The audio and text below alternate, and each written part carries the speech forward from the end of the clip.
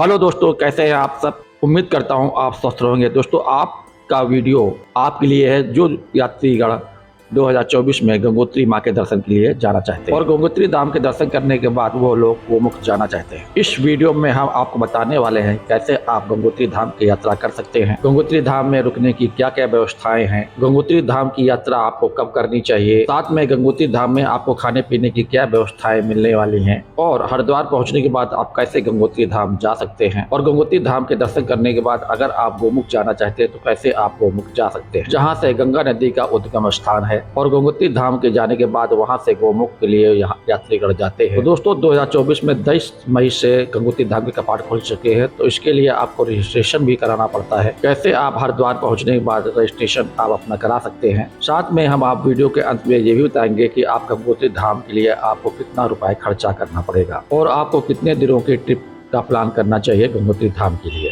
आप इस वीडियो को अंत तक जरूर देखिएगा क्योंकि ये वीडियो काफी इंफॉर्मेटिव होने वाला है। अगर आपके मन में कोई सवाल है गंगोत्री धाम के से संबंधित तो आप कमेंट्स बॉक्स में कर सकते हैं, उसका रिस्पांस मैं देने की पूरी कोशिश करूंगा। जिन लोगों ने अभी तक मेरे चैनल को सब्सक्राइब नहीं किया वो सब्सक्राइब कर दे और बेल आइकन को प्रेस भी कर दे, जिससे कि मेरे इस तरह के आने वाले वीडियो का आपको नोटिफिकेशन मिल सके। तो चलिए वीडियो को शुरू करते हैं। गंगोत्री धाम उत्तराखंड के चारों धामों में से एक है। जो लोग उत्तराखंड के 4 धाम की यात्रा करते हैं तो उनमें से एक गंगोत्री धाम भी है। दोस्तों, गंगोत्री धाम वही स्थान है जहां पर मां गंगा का मंदिर बना हुआ है और इस मंदिर से 19 किलोमीटर की ट्रैकिंग करने के बाद वो स्थान पड़ता है जिसे गोमुख कहते हैं। यहीं से मां गंगा का उद्गम स्थान है जो इस समय भागीरथी नदी के नाम से जाना जाता है। भागीरथी नदी जब देवप्रयाग में अलकनंदा से मिलती है तो इसी स्थान से मां गंगा नदी के नाम से इस नदी को जाना जाता है। गंगोत्री धाम जाने के लिए सबसे पहले आपको हरिद्वार ऋषिकेश आना पड़ेगा। हरिद्वार या ऋषिकेश तक आप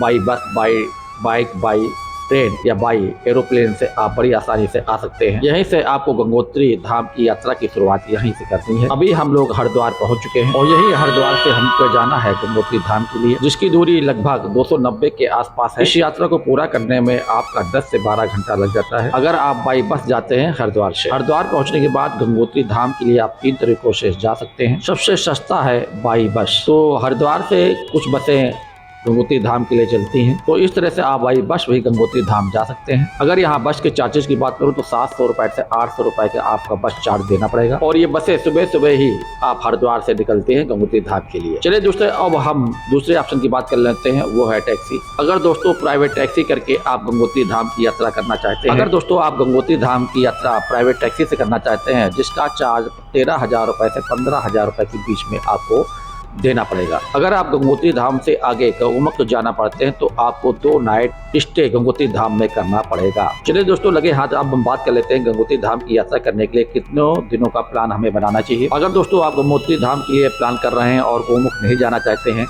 तो आपका हरिद्वार पहुंचने के बाद आपको 3 दिनों का ट्रिप का प्लान करना चाहिए गंगोत्री धाम के लिए। अगर आप गोमुख जाना चाहते हैं तो आपको 5 दिनों का ट्रिप का प्लान करना चाहिए हरिद्वार से गंगोत्री धाम के लिए, गोमुख धाम के लिए। दोस्तों, कई बार ऐसा भी होता है कि जब भी आप हरिद्वार से गंगोत्री धाम या गोमुख के लिए जाना चाहते हैं तो आपको हरिद्वार में कभी कभी बस उपलब्ध नहीं होती है क्योंकि गंगोत्री धाम बड़ी ही दूर होती है और काफी लंबा सफर है। तो आपको 8 बजे के बाद गंगोत्री धाम के लिए बस की सुविधा उपलब्ध नहीं होने वाली है हरिद्वार पहुंचने के बाद। तो आपको जाना है हरिद्वार से उत्तरकाशी। हरिद्वार से उत्तरकाशी की दूरी लगभग 190 किलोमीटर है और उत्तरकाशी से गंगोत्री धाम की दूरी लगभग 100 किलोमीटर के आसपास है। तो आप शेयरिंग बस के माध्यम से भी गंगोत्री धाम की यात्रा कर सकते हैं। आपको शेयरिंग बस के लिए हरिद्वार से उत्तरकाशी के लिए बस की सुविधा उपलब्ध हो जाती है, जिसके लिए आपको 400 रुपए से 450 रुपए के बीच में चार्ज देना पड़ेगा। फिर उत्तरकाशी के बाद जब आप गंगोत्री धाम को जाते हैं तो आपको लगभग 200 रुपए के आसपास चार्ज देना पड़ेगा। तो बहुत सारे भक्तगण ऐसे होते हैं जो उत्तरकाशी पहुंचने के बाद वहां नाइट स्टे करते हैं और सुबह सुबह उठकर वो गंगोत्री धाम के लिए प्रस्थान करते हैं और वहाँ माता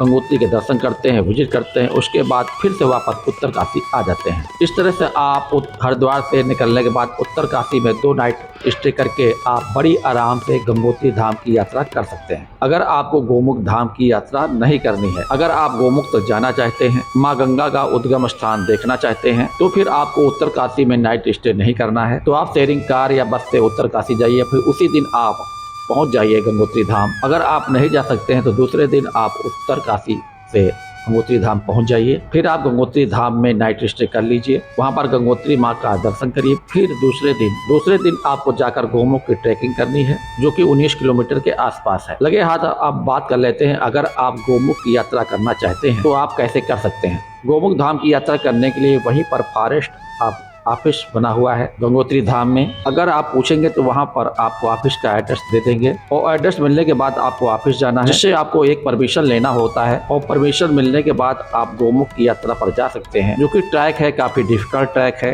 यहाँ के रास्ते काफी खराब होते हैं। जो पर डे ट्रैकिंग की सीमा है वो भी एक निश्चित है, केवल 150 लोगों की ही परमिट की व्यवस्था की जाती है। अगर आप 150 लोगों में से आ जाते हैं, फिर आप दूसरे दिन गोमुख की ट्रैकिंग कर सकते हैं, और गोमुख की ट्रैकिंग में भी आपको 2 दिनों का समय भी लग सकता है, तब जाकर आपका गोमुख की ट्रैकिंग समाप्त होती है। तो अभी हम लोग गंगोत्री धाम पहुंच चुके हैं। चलिए दोस्तों, अब हम बात कर लेते हैं कि गंगोत्री धाम में हमें रुकने की क्या क्या व्यवस्था मिलने वाली है। अगर आप उत्तरकाशी में रुकना चाहते हैं तो वहां पर क्या क्या व्यवस्था मिलने वाली है। तो सबसे पहले हम बात कर लेते हैं उत्तरकाशी की। अगर आप उत्तरकाशी में नाइट स्टे करने के बाद गंगोत्री धाम की यात्रा करते हैं तो उत्तरकाशी में पहुंचने के बाद आपको यहाँ बहुत ढेर सारे होटल, धर्मशाला व गेस्ट हाउस मिल जाएंगे। इनमें 800 रुपए से 1200 रुपए के बीच में बड़े अच्छे तरीके से आप स्टे कर सकते हैं। इसके अलावा यहाँ पर GMVN गढ़वाल मंडल विकास निगम के कुछ गेस्ट हाउस उपलब्ध हैं, जिनमें आप नाइट स्टे कर सकते हैं। अगर दोस्तों पहले से आप ऑनलाइन बुकिंग करना चाहते हैं तो नीचे दिए गए इस वेबसाइट पर जाकर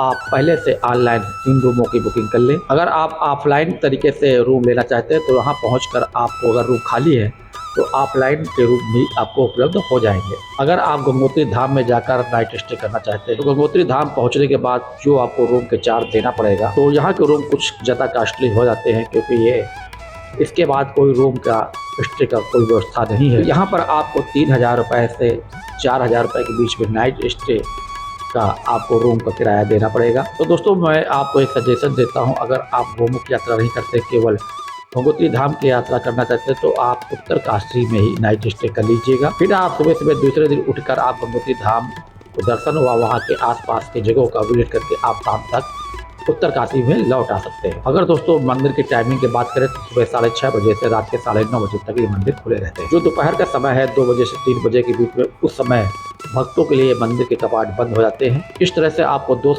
बजे से 3 बजे के बीच में दर्शन नहीं मिलेंगे। तो मैं आपको सजेशन देता हूं कि आप जब भी गंगोत्री धाम के दर्शन के लिए जाएं तो सुबह ही जाएं और 2 बजे के पहले दर्शन के लिए जाएं। अगर उसके बाद पहुंचते हैं यानी 2 बजे से 3 बजे का मंदिर बंद होता है, तो वहाँ जब भी दर्शन के लिए आप पहुंचेंगे तो काफ़ी लंबी लाइन लग जाती है। उसके बाद आप 3 बजे के बाद दर्शन करेंगे तो काफ़ी लंबी लाइनों का सामना आपको करना पड़ेगा। अगर हम आरती की बात करें तो शाम के समय में गंगोत्री धाम में आरती भी होती है, तो इस तरह से आप आरती में भी शामिल हो सकते हैं। तो दोस्तों ये हो गया कि आप गंगोत्री धाम में दर्शन करने कैसे जा सकते हैं। चलिए दोस्तों, अब हम बात कर लेते हैं कि गंगोत्री धाम की यात्रा के लिए हमें कब प्लान बनाना चाहिए। आप यमुनोत्री धाम की यात्रा के लिए मई जून में प्लान बना सकते हैं, और जुलाई अगस्त वेदर का समय होता है, नहीं बरसात का समय होता है, तो इस समय आपको यात्रा का प्लान नहीं बनाना चाहिए। फिर उसके बाद 15 सितंबर से 20 नवंबर के बीच में कभी भी आप ये गंगोत्री धाम के दर्शन के लिए आप जा सकते हैं। जिस तरह से केदारनाथ और बद्रीनाथ के कपाट 6 महीने के लिए बंद रहते हैं, उसी तरह से ये गंगोत्री धाम और के भी कपाट 6 महीने के लिए बंद होते हैं। गंगोत्री धाम की डेट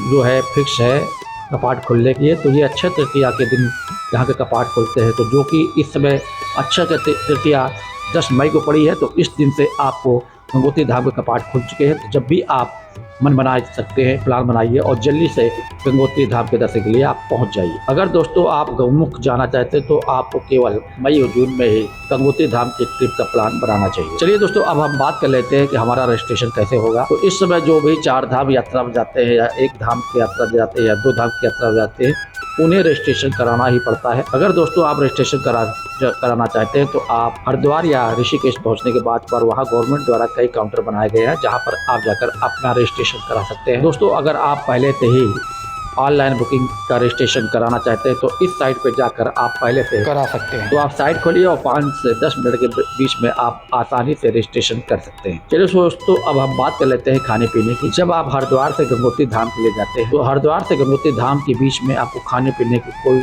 आपको असुविधा नहीं मिलने वाली है। अगर आप बस से जाते हैं तो 1-2 जगह बस वाला भी रोकता है आपको खाने पीने नाश्ता करने के लिए। इसके अलावा गंगोत्री धाम में आपको छोटे आपको बहुत सारे होटल्स मिल जाएंगे, जहां पर आपको प्लेट सिस्टम मिलेगा। तो इस तरह से यहाँ जो प्लेट का चार्ज होता है 150-200 रुपये होता है, तो आप भरपेट भोजन आपका यहाँ कर सकते हैं। तो इस तरह से गंगोत्री धाम में वो खाने पीने को कोई दिक्कत नहीं होने वाली। चलिए दोस्तों, आखिर में बात कर लेते हैं, अगर आप गंगोत्री धाम की यात्रा पर जाते हैं तो गंगोत्री धाम पर कितना खर्च आने वाला है। अगर आप दोस्तों गंगोत्री धाम पर जाते हैं, अगर सोलो यात्रा करते हैं यानी अकेले यात्रा करते हैं और उत्तरकाशी में रुकते हैं, गंगोत्री धाम में नाइट स्टे करते हैं, इसमें आपका 4,000 रुपए से 5,000 रुपए के बीच में खर्च आने वाला है अगर आप अकेले ट्रेवल कर रहे हैं। अगर दोस्तों ये यात्रा आप ग्रुप में करना चाहते हैं या 4-5 लोग जाते हैं तो आप हरिद्वार चाहे तो प्राइवेट टैक्सी करके आप ये यात्रा पूर्ण कर सकते हैं। तो अगर टैक्सी से आप ये यात्रा करना चाहते हो तो लगभग शेयरिंग में 4,000 रुपए से 5,000 रुपए बीच में आपको भी खर्चा आने वाला है। इसके अलावा अगर दोस्तों आप गोमुख तक यात्रा करते हैं तो गोमुख तक आपको यात्रा करने के बाद आपको लगभग 15,000 रुपए के आसपास एक व्यक्ति का खर्चा आने वाला है, क्योंकि जब आप गोमुख जाते हैं तो अपने साथ आपको गाइड ले जाना होता है, पेट्रोल लेकर जाना होता है। इसके लिए बाद आपको अतिरिक्त 2 नाइट का भी स्टे करना होता है, इससे खर्च कुछ ज्यादा अधिक हो जाता है। दोस्तों जब आप गंगोत्री धाम की यात्रा पर जाते हैं तो आप कार व बाइक लेकर बड़ी आसानी से पहुँच सकते हैं। और जो लोग बाई फ्लाइट गंगोत्री धाम की यात्रा करना चाहते हैं तो उनके लिए गंगोत्री का सबसे नियरेस्ट एयरपोर्ट है वो देहरादून एयरपोर्ट है। तो देहरादून से बाई फ्लाइट आ सकते हैं, उसके बाद आप बाई टैक्सी आप गंगोत्री धाम की यात्रा कर सकते हैं या फिर बाई बस उत्तरकाशी जाइए और उत्तरकाशी से आप गंगोत्री धाम के दर्शन कर सकते हैं। जब आप गंगोत्री धाम की यात्रा पर जाते हैं तो आपको रास्ते में बहुत अच्छे नेचर व्यू आपको देखने को मिलते हैं, जैसे कि आपको हरसिल घाटी भी देखने को मिलेगी। ये घाटी काफ़ी फेमस घाटी है। अगर दोस्तों आपके पास समय है तो हरसिल भी विजिट आप कर सकते हैं। चलिए दोस्तों, आखिर में बात कर लेते हैं, अगर आपके मन में कोई सवाल है गंगोत्री धाम के लिए तो आप कमेंट्स बॉक्स में नीचे आप अपना प्रश्न पूछ सकते हैं, तो मैं उसका पूरा उत्तर देने की कोशिश करूंगा। दोस्तों अगर आपको ये वीडियो अच्छा लगा हो तो इस वीडियो को लाइक कर दीजिएगा, इस चैनल को सब्सक्राइब कर दीजिएगा, जिससे कि मेरे आने वाले इस प्रकार के इन्फॉर्मेटिव वीडियो का नोटिफिकेशन मिल सके। ये वीडियो हम यही सवाल करते हैं, आप स्वस्थ रहिए, आप सभी मनोकामना पूरी करें। जय हर हर गंगे।